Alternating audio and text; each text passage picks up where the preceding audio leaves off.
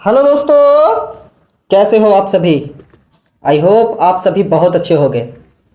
तो दोस्तों, हम लोगों ने जो स्टार्ट किया है एक नया सीरीज़, जिसमें क्लास 10th के हिंदी के जितने भी चैप्टर हैं उन सभी का वस्तुनिष्ठ प्रश्नों को हम लोग यहाँ पे पढ़ेंगे, है ना।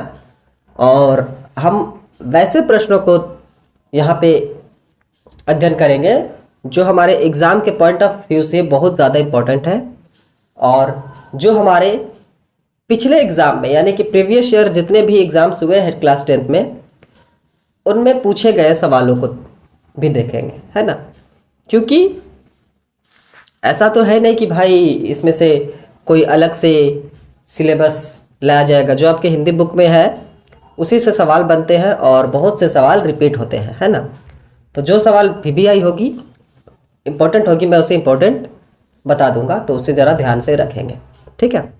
तो चलिए अपनी बातों को ज़्यादा लंबा नहीं करेंगे और स्टार्ट करेंगे आज का नया चैप्टर, है ना। चैप्टर नंबर 5, और चैप्टर का नाम क्या है? नागरी लिपि, ठीक है। आइए तो बढ़ते हैं अपने सवाल जवाब की तरफ, ठीक है। देखते हैं पहला सवाल क्या है। पहला सवाल है, नागरी लिपि के निबंधकार हैं। Option A Gunakar Muley, option B Ramchandra Shukla, option C Amarkant, option D Ramvilas Sharma. बताएं। तो नागरी लिपि के जो निबंधकार है बाबू, वो है हमारे गुणाकर मूले। कौन है? गुणाकर मूले, ठीक है। दूसरा सवाल है, गुणाकर मूले का जन्म कब हुआ था? ऑप्शन ए 1935 ईस्वी में, ऑप्शन बी 1835 ईस्वी में, ऑप्शन सी 1936 ईस्वी में, ऑप्शन डी 1836 ईस्वी में। बताएंगे क्या होगा। तो गुणाकर मूले का जो जन्म हुआ था वो हुआ था 1935 ईस्वी में, ठीक है। Option A is a correct, ठीक है। तो आइए बढ़ते अपने अगले सवाल की तरफ। गुणाकर मूले की शिक्षा की भाषा क्या थी? यानी गुणाकर मूले ने जो अपना स्टडी किया था, अपनी पढ़ाई को पूरा किया, वो किस भाषा में पूरा किए थे? Option A Marathi, option B Hindi, option C Bangla, और ऑप्शन डी गुजराती। तीसरा का आंसर है मराठी, ठीक है। गुणाकर मूले की शिक्षा की भाषा क्या थी? तो मराठी थी, ठीक है, ठीक है। आइए सवाल नंबर 4 देखते हैं। गुणाकर मूले का निधन कब हुआ? Option A 2009, option B 2008, option C 2010, option D 2011। बताइए क्या होगा इसका आंसर?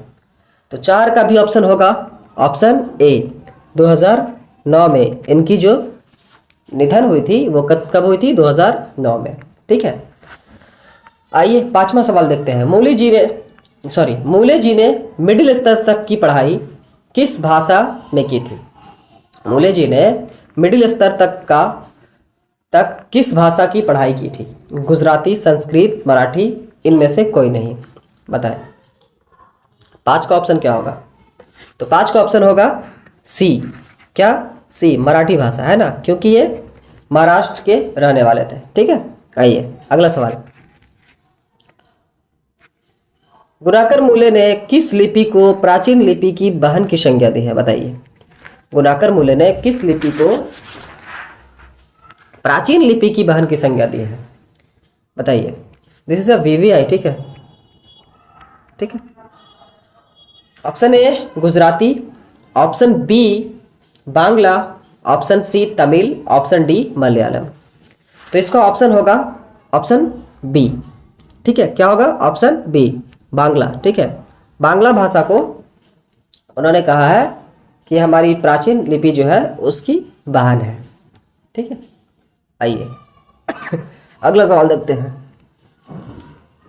गुणाकर मूले का जन्म किस राज्य में हुआ है? Option A Bihar, option B Uttar Pradesh, option C Maharashtra, option D Madhya Pradesh. बताइए कहाँ हुआ है इनका जन्म? तो option C is a correct, ठीक है। कहाँ हुआ है? मध्य प्रदेश। कहाँ हुआ है? मध्य प्रदेश में। ठीक है, आइए अगला सवाल।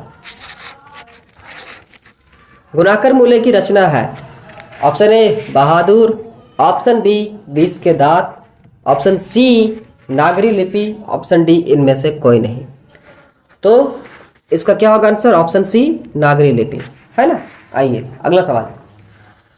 सवाल नंबर 9 है, गुणाकर मूल्य ने किस पुस्तक में पुरानी लिपियों की विस्तृत दी है? Option A Sanskrit, option B अक्षर कथा, ऑप्शन सी पुरालिपि शास्त्र, ऑप्शन डी प्राचीन भारत का इतिहास। ठीक है, इसका आंसर क्या होगा? गुणाकर मूल्य ने किस पुस्तक में पुरानी लिपियों की विस्तृत जानकारी दी है? तो इसका होगा अक्षर कथा। क्या होगा? अक्षर कथा। 9 का आंसर क्या होगा? बी। ठीक है, चल बढ़िए अगला सवाल पर।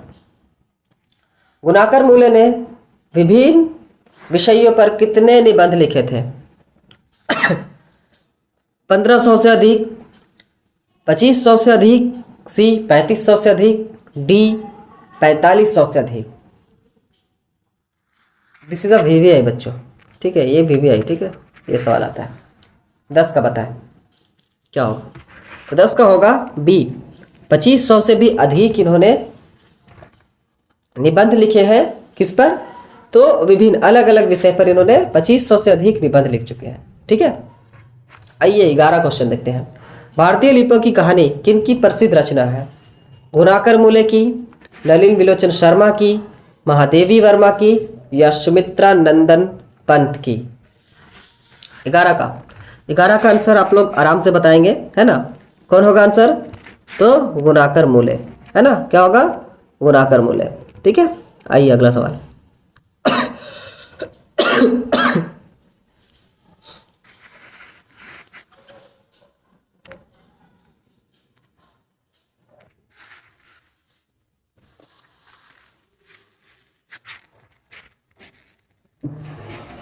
आइए अगले सवाल को देखते हैं।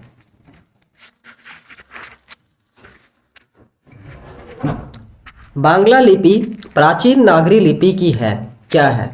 बांग्ला लिपि जो है वो प्राचीन नागरी लिपि की क्या है?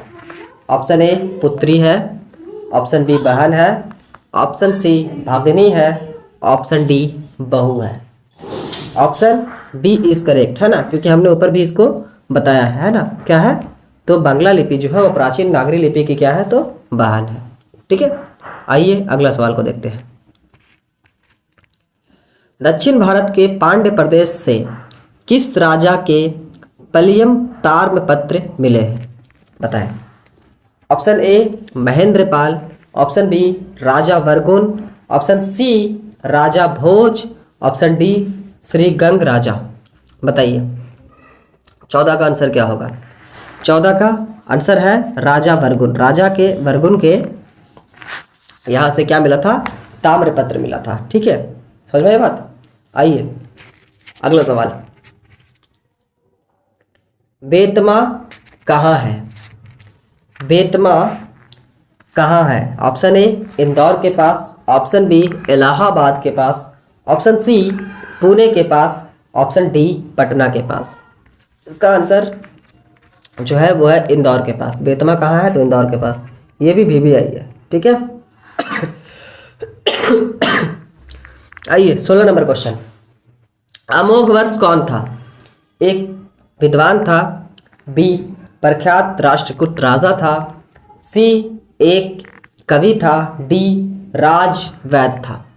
राजवैद्य जानते हैं? राजा के यहाँ जो इलाज वगैरह करता है उसे राजवैद्य बोलते हैं। ठीक है, 16 का आंसर क्या होगा? 16 का आंसर होगा बी प्रख्यात राष्ट्रकूट राजा था। ठीक है, चलिए अगला सवाल देखते हैं।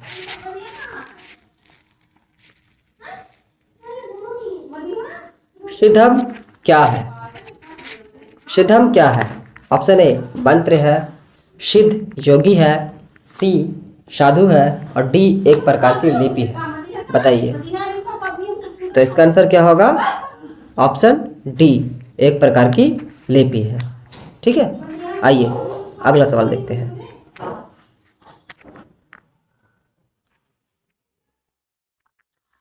क्वेश्चन नंबर 18, मिहिर भोज की ग्वालियर प्रशासित किस भाषा में है?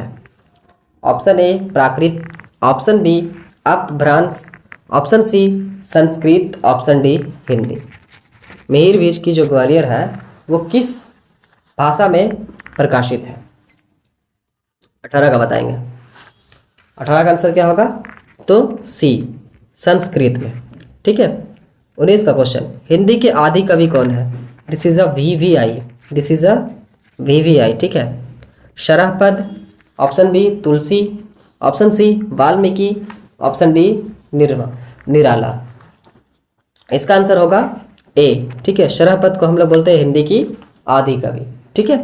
आइए बढ़ते अपने अगले क्वेश्चन की तरफ। मराठी भाषा की लिपि कौन सी है? मराठी भाषा को हम लोग किस लिपि में लिखते हैं? Option A Brahmi, option B Nandi Nagari, option C Devanagari, option D Marathi. 20 का आंसर क्या होगा बताइए? तो मराठी की भाषा की जो लिपि है वो है देवनागरी। ठीक है। मराठी भाषा को हम लोग देवनागरी लिपि में लिखते हैं। ठीक है। और चलिए हिंदी लिपि को किस लिपि में लिखते हैं? सॉरी, हिंदी भाषा को किस लिपि में लिखते हैं? इसका आंसर कमेंट कीजिएगा। ठीक है। आइए 21वां सवाल देखते हैं क्या है। किसे देवनागरी की संज्ञा दी गई है? Option A Prayag, option B Kashi, option C Mathura और ऑप्शन डी उज्जैन। देवनागरी किसे कहा गया बताओ? तो देवों का नगर काशी को बोला था। ठीक है, काशी। ठीक है। अगला क्वेश्चन है, स्वर्ण बेलगोला स्थान का संबंध है। स्वर्ण बेलगोला स्थान का संबंध किससे है? ऑप्शन ए जैन धर्म से, ऑप्शन बी बौद्ध धर्म से, ऑप्शन सी सिख धर्म से, ऑप्शन डी वैष्णव धर्म से। बताइए 22 का आंसर क्या होगा? तो 22 का आंसर होगा ए जैन धर्म से। ठीक है। स्वर्ण बेलगोला का स्थान का जो संबंध है वो है किससे? जैन धर्म से। ठीक है। आइए अगला सवाल, नागरी लिपि शीर्षक पाठ किस पुस्तक से ली गई है? ऑप्शन ए अक्षरों की कहानियां, ऑप्शन बी भारतीय लिपियों की कहानी, ऑप्शन सी अक्षर कथा, ऑप्शन डी इनमें से कोई नहीं। इसका आंसर बताएंगे। इसका आंसर होगा बच्चों क्या होगा? इसका आंसर बी होगा। क्या होगा? बी भारतीय लिपियों की कहानियां। ठीक है। चलिए अगला सवाल, किस शासक ने अपने सिक्कों पर राम सीता की आकृति और नागरी लिपि में राम से शब्द अंकित करवाए थे? शेरशाह सूरी ने, ऑप्शन बी हरिहर ने, ऑप्शन सी अकबर ने, ऑप्शन डी चंद्रगुप्त द्वितीय ने। बताएं बताएं इसका आंसर क्या होगा? 24 का। 24 का आंसर होगा सी अकबर ने। ठीक है, अकबर ने। ठीक है। आइए 25वां क्वेश्चन देखते हैं क्या है। पहले दक्षिण भारत की नागरी लिपि क्या कहलाती थी? पहले दक्षिण भारत की नागरी लिपि क्या कहलाती थी? Nandi Nagari, Konkani, option C Brahmi, option D Siddham. इसका ऑप्शन होगा ए नंदी नागरी के नाम से हम लोग पहले नागरी लिपि को जानते थे। ठीक है। ठीक है। आइए अगला सवाल,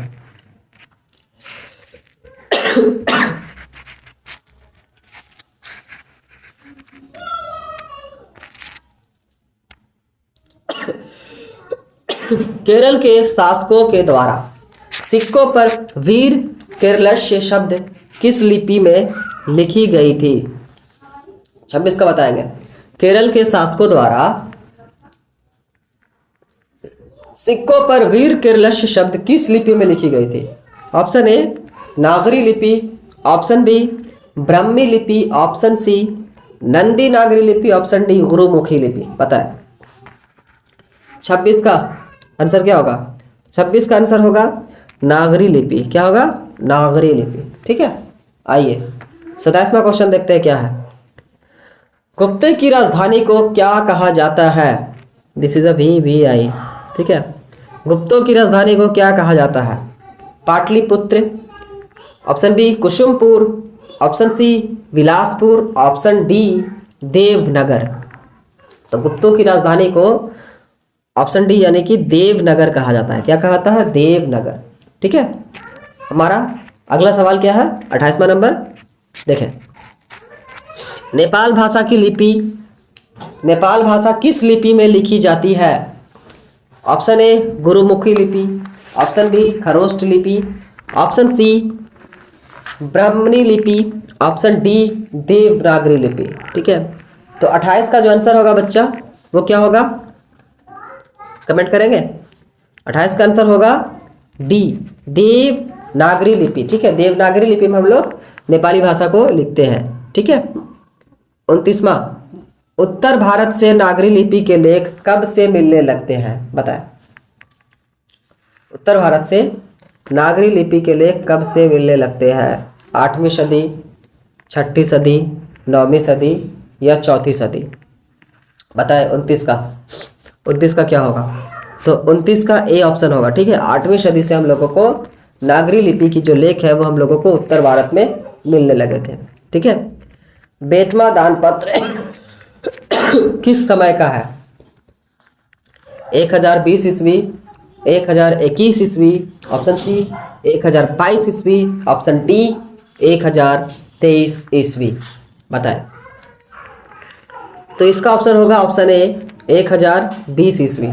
ठीक है, 31वां क्वेश्चन क्या है? नागरी लिपि के आरंभिक लेख हमें कहाँ से मिलते हैं? पूर्वी भारत से, बी पश्चिमी भारत से, सी दक्षिणी भारत से और डी उत्तरी भारत से। इसका आंसर क्या होगा? दक्षिणी भारत से। कहाँ से मिलते हैं? दक्षिणी भारत से। ठीक है, कहाँ से मिलते हैं? तो इसका आंसर होगा दक्षिणी भारत से, यानी कि सी। ठीक है, ठीक है, चलिए आइए बढ़ते अपने अगले सवाल की तरफ। गुणाकर मूले ने किस पुस्तक में पुरानी लिपियों की विस्तृत जानकारी दी है? ये क्वेश्चन हमने ऊपर भी बताया है। Option A Sanskrit, option B अक्षर कथा, ऑप्शन सी प्राचीन भारत का इतिहास और ऑप्शन डी है पुरालिपि शास्त्र। पुरालिपि शास्त्र क्या है 32 का? बताएं। 32 का ऑप्शन है बी अक्षर कथा में इन्होंने जितनी भी पुरानी लिपियां हैं उनकी पूरी जानकारी इन्होंने किसमें दी है? तो अक्षर कथा नामक पुस्तक में। ठीक है, चलिए हमारा अगला सवाल। पहले किन राजाओं के लेखों के लिपि को ही नंदी नागरी नाम दिया गया था? ऑप्शन ए देवगिरी के राजाओं का, ऑप्शन बी विजय नगर के राजाओं का, ऑप्शन सी राष्ट्रकूट के राजाओं का, ऑप्शन डी चोल राजाओं का। 33 का आंसर क्या होगा? तो 33 का आंसर है विजयनगर के राजाओं का। ठीक है, विजयनगर के जो राजा थे, ठीक है, उनके लेखों की जो लिपि थी उसे ही हम लोग नंदी नागरी के नाम से जानते थे। ठीक है, हमारा अगला सवाल है 34 नंबर का। उत्तर भारत की विशेष स्थापत्य शैली को क्या कहते हैं? ललित शैली, अभिनागर शैली, विभ्राट शैली या नागर शैली? 34 का बताएंगे। 34 का बताएंगे क्या होगा? तो 34 का जो आंसर होगा वो होगा नागर शैली। क्या बोलते हैं इसको? नागर शैली। ठीक है, ठीक है, आइए अगला सवाल। देवनागरी लिपि में मुद्रण के टाइप कब बने?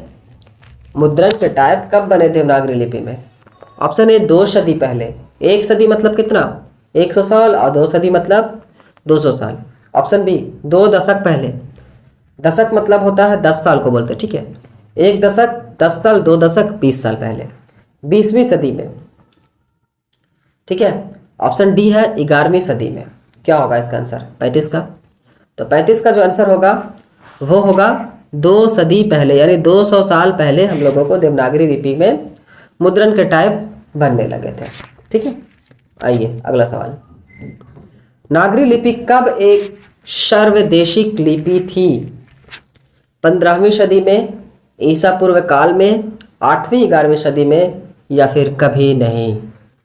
36 का आंसर क्या होगा?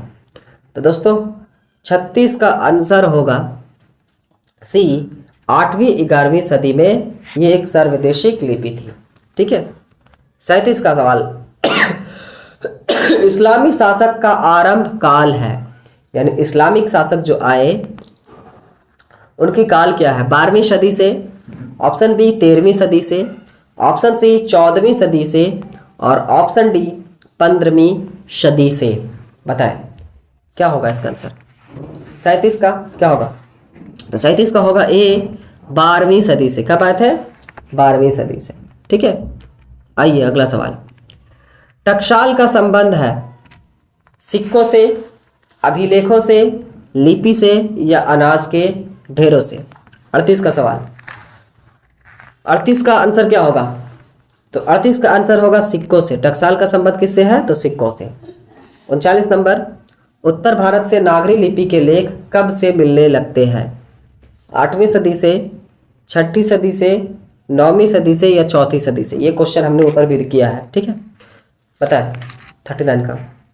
39 का आंसर क्या होगा? ए 8वीं सदी से हम लोगों को क्या मिलते हैं? उत्तर भारत में नागरी लिपि के लेख। ठीक है, आइए अगला सवाल। हिंदी भाषा की लिपि है, बताएं। दिस इज अ वी आई। ठीक है, ये बहुत बड़ा सवाल पूछा है। अब अच्छा वाला सवाल है यार। हिंदी भाषा की लिपि क्या है? ब्राह्मी लिपि, रोमन लिपि, देवनागरी लिपि या गुरुमुखी लिपि? तो इसका आंसर होगा देवनागरी लिपि। ठीक है, रोमन लिपि में हम लोग अंग्रेजी लिखते हैं, गुरुमुखी में पंजाबी और देवनागरी लिपि में हिंदी लिखते हैं, नेपाली लिखते हैं, मराठी लिखते हैं। ठीक है, हजारी बात। आइए अगला सवाल। नागरी लिपि किस विद्या की रचना है? नागरी लिपि किस विद्या की रचना है? ये भी VBI है। ठीक है, कहानी है, निबंध है, उपन्यास है या संस्मरण है? 41 का आंसर बताएं। 41 का आंसर क्या होगा? तो 41 का आंसर होगा निबंध। नागरी लिपि किस विद्या की रचना है? तो निबंध है। ठीक है, आइए अगला सवाल। नागरी लिपि पाठ किस लिपि में रचित है? ब्राह्मी, खरोष्टी, देवनागरी या इनमें से कोई नहीं? 42 का आंसर। नागरी लिपि जो आप अभी पढ़ रहे हैं कहानी, उसको किस लिपि में लिखा गया? तो भाई हम लोग हिंदी पढ़ रहे हैं ना, तो हिंदी की लिपि क्या है? देवनागरी। ठीक है, देवनागरी में। गुप्त काल से किस लिपि का संबंध है? Siddham, option B Brahmi, option C Devanagari, option D Gujarati? बताइए 43 का क्या होगा? तो 43 का होगा बी ब्राह्मी लिपि। गुप्त काल में ब्राह्मी लिपि ज़्यादा इस्तेमाल होता था। ठीक है, आइए सेकेंड लास्ट क्वेश्चन देखते हैं क्या है। नागरी नाम अस्तित्व में कब आया? 1000 ईसा पूर्व के आसपास, 1500 ईसा के आसपास, 1600 ईस्वी के आसपास, 1700 ईस्वी के आसपास? बताइए 44 का आंसर क्या होगा? 44 का आंसर होगा 1000 ईस्वी के आसपास नागरी नाम जो है वो अस्तित्व में आया। ठीक है, हमारा आज का लास्ट सवाल है। दक्षिण भारत की नागरी लिपि को क्या कहते हैं? देवनागरी, नंदी नागरी, मराठी या Mewari? This is a VBI। Why? क्योंकि ये रिपीटेड क्वेश्चन है। ठीक है, तो 45 का आंसर क्या होगा? तो 45 का आंसर होगा नंदी नागरी। ठीक है, होगा नंदी नागरी। ठीक है, समझ में आया बात? तो हम लोगों ने आज पूरा नागरी लिपि के जितने भी MCQ बनते थे और जो भी प्रीवियस ईयर में आए हैं उन सभी को देख लिए। ठीक है, रिवाइज करने के लिए आप लोग एक बार फिर से इस वीडियो को देख लेंगे। ठीक है, 2 दिन 3 दिन के बाद में। ठीक है, अभी देखिए, अभी फौरन देखेगा तो वो रिवाइज नहीं होगा। ठीक है, क्या करेंगे? देख लेंगे, सारे डॉट्स क्लियर हो जाएगा। ठीक है, और जब मैराथन में कराऊंगा तो उस वक्त क्या करूँगा कि सिर्फ इंपॉर्टेंट सवालों को ही दूंगा। ठीक है, गेस किए हुए सवाल होंगे। ठीक है, मैराथन में ज़्यादा सवाल नहीं रहेंगे, पूरे चैप्टर से 100 सवाल ऐसा ही आएगा। ठीक है, पूरे गद्यखंड से, और पदखंड से भी 100 और 150 ऐसा ही आएगा, उससे ज़्यादा नहीं आएगा। ठीक है, तो आज आप लोगों को इसके जितने भी MCQ थे वो हमने करा दिया है। ठीक है, और आप लोगों से एक रिक्वेस्ट है कि इस वीडियो को अपने दोस्तों तक शेयर करें ताकि वो भी अपने एग्ज़ाम की प्रिपरेशन अच्छे से कर सके, है ना, उसे भी इसकी जानकारी हो सके, इसलिए आप इस वीडियो को शेयर करें। ठीक है, तो चलिए आज की वीडियो यहीं पे समाप्त करते हैं। Thank you so much. जय हिंद।